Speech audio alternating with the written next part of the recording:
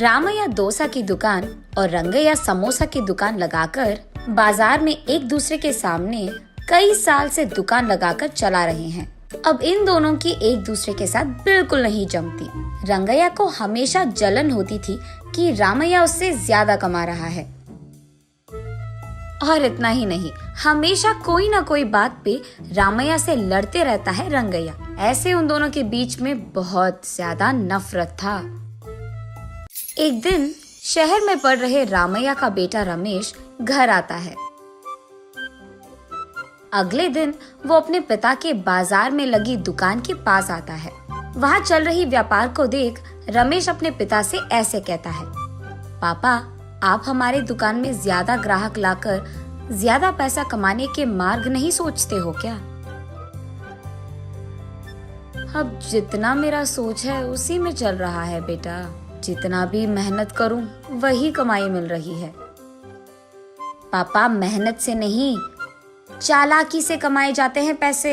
शहर में इसी डोसा को दुगने दाम में बेचते हैं, पता है आपको? अब शहर के दाम में यहाँ कैसे बेचेंगे बेटा? अगर दाम बढ़ा भी देना तो कोई भी खाने नहीं आएगा। पापा, मैं ये नहीं कह रहा हूँ कि शहर के दामों में यहाँ बेचे, बल्कि ये कह रहा हूँ कि ऐसा कुछ करे कि शहर का लाभ हमें यहाँ मिले। तुम्हारा इरादा मुझे समझ में नहीं आ रहा बेटा, थोड़ा समझा दो। आपको समझाना नहीं, करके दिखाऊंगा, ऐसे कहता है रमेश। रामैया देखते ही रहता है कि रमेश कह क्या रहा है। और इतने में रमेश उनके दुकान के बाहर एक बोर्ड डालता है। उस पे लिखता है कि हमारे दुकान में जो भी ये स्पेशल डोसा खाएगा उसको 10 साधारण डोसा फ्री में मिलेंगे, और जो भी डोसा आप खाओगे उसके भी पैसे नहीं देने पड़ेंगे। पर अगर स्पेशल डोसा खा नहीं पाए तो 10 डोसा का पैसे देना होगा, ऐसे लिख देता है। बोर्ड पे जो लिखा उसने वही बाजार में जोर से चिल्लाकर सबको सुनाता है। ये सुनकर बहुत लोग खुशी के मारे उनके दुकान पहुंच जाते हैं स्पेशल डोसा खाने। स्पेशल डोसा खाने के लिए मैं तैयार हूँ। नहीं नहीं, मैं तैयार हूँ। ऐसे सभी आपस में बहस करते हैं। तब रमेश उनके दुकान के बगल में एक बड़ा सा टेबल और चेयर लगाकर जो भी इस प्रतियोगिता में शामिल होना चाहते हैं उनको एक के बाद एक इस कुर्सी पे बैठना होगा, ऐसे कहता है।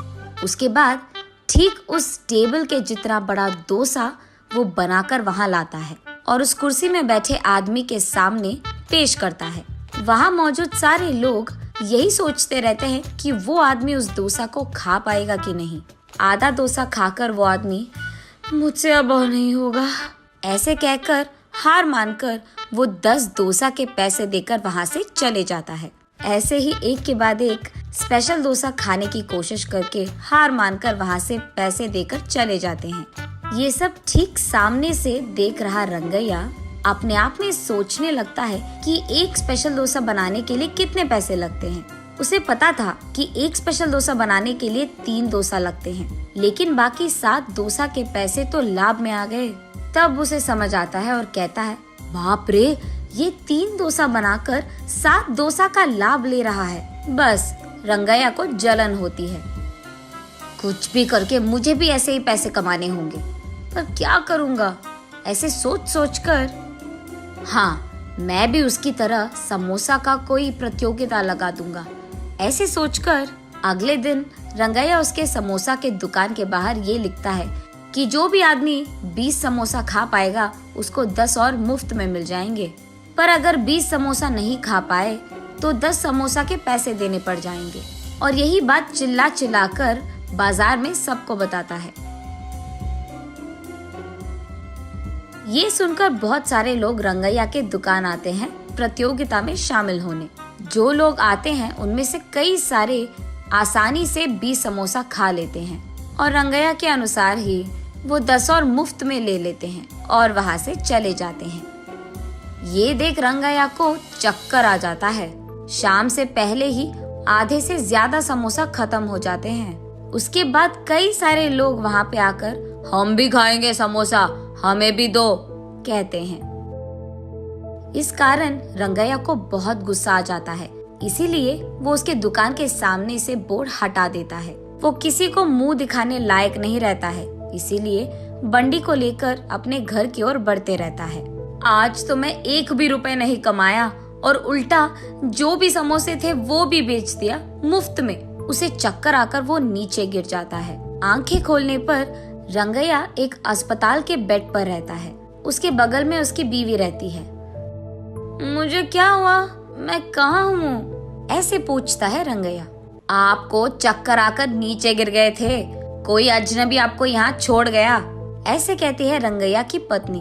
छा, आज सब कुछ नष्ट ही हो गया, सब बुरा हो रहा है। अरे क्या हुआ जी, आप इतने गुस्से में क्यों हो?